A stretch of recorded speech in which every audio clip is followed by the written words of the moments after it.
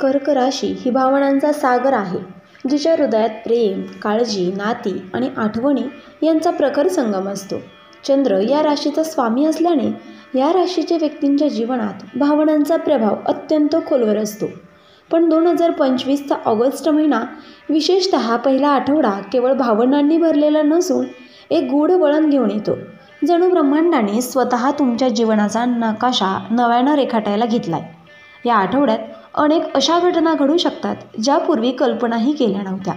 काही जुनी स्वप्न पुन्हा जागी होतील, काही खोट्या नात्यांचे मुखवटे गळतील आणि काही अनपेक्षित दारे उघडतील, जिथून आश्चर्य, संधी आणि आत्मबोध तुमच्या वाट्याला येईल.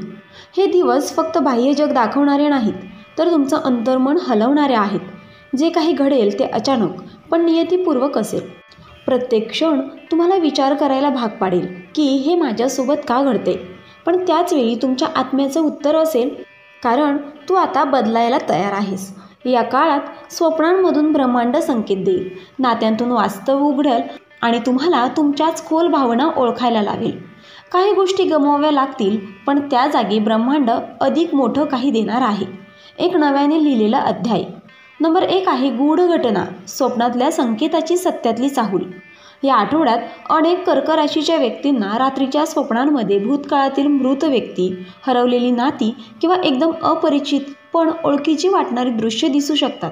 या स्वप्नांमध्ये कोणीतरी काही सांगतंय, पण स्पष्ट ऐकू येत नाही असं वाटेल. हे स्वप्न सामान्य नाहीत, कारण त्यामागे एक ब्रह्मांडीय इशारा असतो.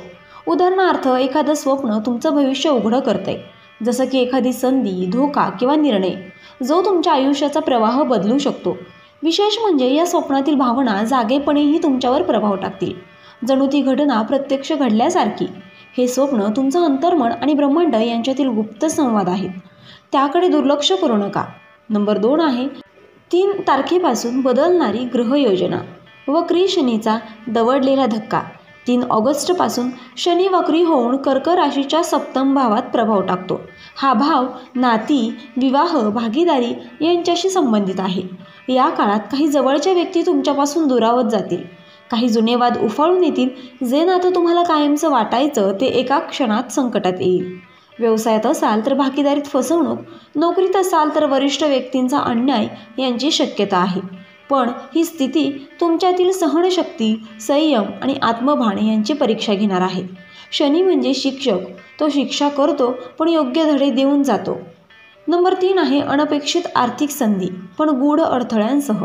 6 तारखेच्या आसपास अचानक पैशांची ये-जा होऊ शकते.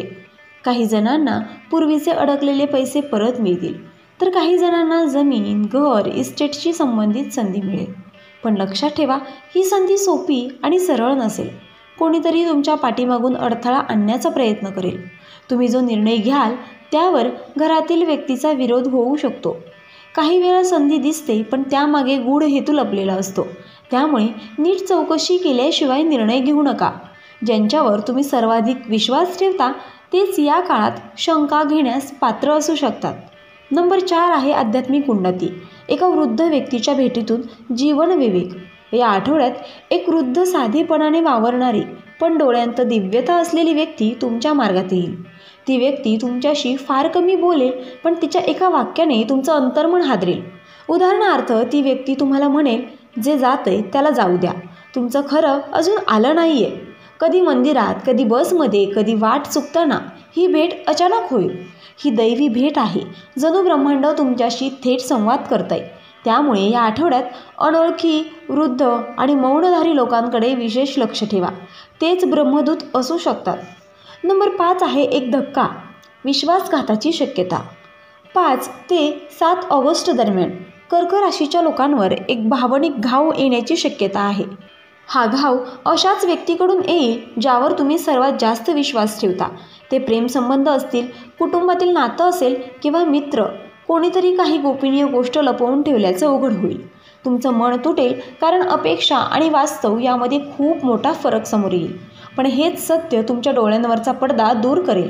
ब्रह्मांड नेहमी सुरुवातीला दुःख देतं, पण त्या दुःखातच पुढच्या आनंदाचं बीज लपलेलं असतं. नंबर 6 आहे नियतीनं आखलेला चक्रव्यूह. चुकीचा निर्णय पण योग्य शिकवण. या आठवड्यात कर्क राशीचे काही लोक असे निर्णय घेऊ शकतात जे नंतर चुकीचे ठरतील. उदाहरणार्थ, एखाद्या व्यक्तीवर विश्वास ठेवणं, एखाद्या व्यवहारात पैसे गुंतवणं किंवा नात्याच्या जोरावर मोठा निर्णय घेणं, पण नंतर लक्षात येईल की तो निर्णय तुमचं नुकसान करतोय. पण हे चुकणं पुढच्या वेळेस चुकू नये यासाठी ब्रह्मांडाची यंत्रणा असते. तुम्हाला तो धडा घ्यावाच लागेल, कारण तुम्ही आता नव्या टप्प्यात प्रवेश करत आहात. हा धक्का लहान वाटेल, पण त्यातून बाहेर पडताना तुमचं आत्मभान वाढेल. नंबर 7 आहे चंद्राचा भावनांवर परिणाम. मनाची हलकी अस्थिरता आणि आत्मशोध.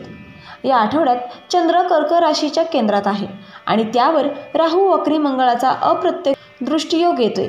त्यामुळे तुमच्या मनात अचानकपणे दुःख, अघटित भय, चिंता, गोंधळ, एकटेपणाची भावना निर्माण होऊ शकते. सर्व काही असूनही मन रिकामं वाटू लागेल.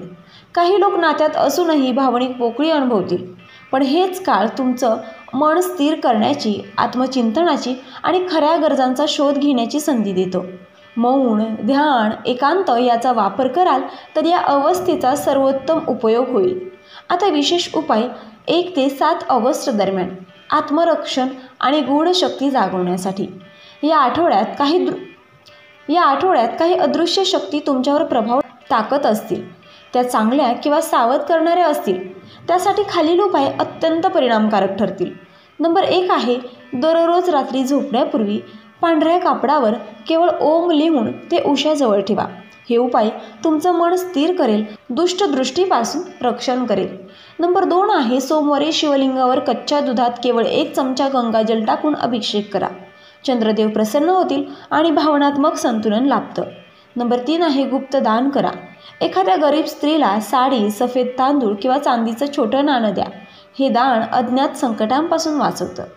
नंबर 4 आहे रोज सकाळी ओम चंद्राय नमः हा जप 11 वेळा करा. मनातील अस्वस्थता दूर होते, आत्मविश्वास वाढेल. नंबर 5 आहे कोणालाही फुकट सल्ला देणं टाळा या आठवड्यात, कारण तुमचा सल्ला तुमच्यावरच उलट लागू शकतो. कर्क राशीसाठी ऑगस्ट 2025चा पहिला आठवडा हा केवळ ज्योतिष घटना नाही, तर नियतीने स्वहस्ते लिहिलेला आत्मशोधाचा कालखंड आहे. तुमच्यावर जे घडतंय ते कधीकधी समजत नाही, पण त्या अशक्य परिस्थितीमध्येच तुम्ही स्वतःला नव्याने ओळखता. स्वप्न, संकेत, दुःख, संधी, फसवणूक आणि अध्यात्म या सगळ्यांनी तुम्हाला एका वळणावर आणून उभं केले. पण हे वळण म्हणजे शेवट नाही, तर पुढील प्रवासाची सुरुवात आहे. तुम्ही जे हरवता त्यातच तुमची खरी जिंकल्याची बीजं असतात आणि जे तुम्हाला सोडून जातं त्यातूनच ब्रह्मांड तुम्हाला नव्याने आकार देतं. म्हणून या आठवड्यात जे काही घडलं ते स्वीकारा, ते समजून घ्या आणि त्यातून उजळ व्हा.